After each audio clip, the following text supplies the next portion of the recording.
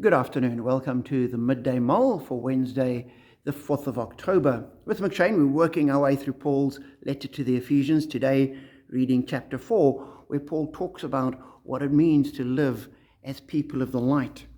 And he gives a challenge to the Ephesians and to us. He says in verse 21, "You were taught, with regard to your former way of life, to put off your old self, which is being corrupted by its deceitful desires, to be made new in the attitude of your minds, and to put on your new self, created to be like God in true righteousness and holiness."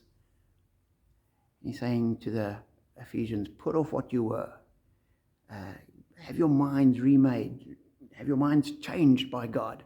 And then put on a new self, live differently. And that he then continues immediately, "Therefore, each of you must put aside falsehood and speak truthfully.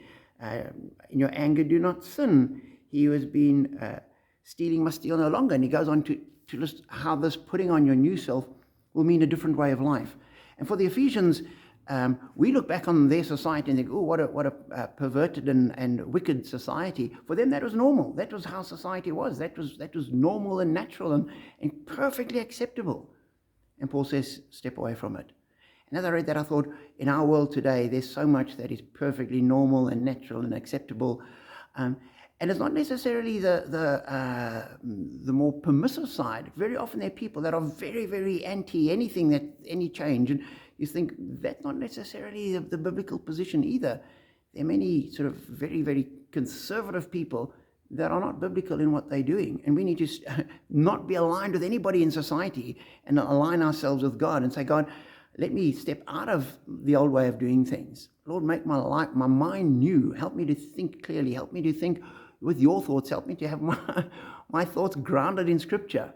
And then let me put on a new way of life, which will be different to everybody else. And as we do that, we're a witness to them, a challenge to them, and we are blessed. And then just a note, for the rest of the week, I'm going to be at the Anglicans Ablaze conference here in Johannesburg. So I won't do another Midday Mull until next week, Monday. So have a blessed week and know that as we walk with God, He's with us and we are safe in His hands.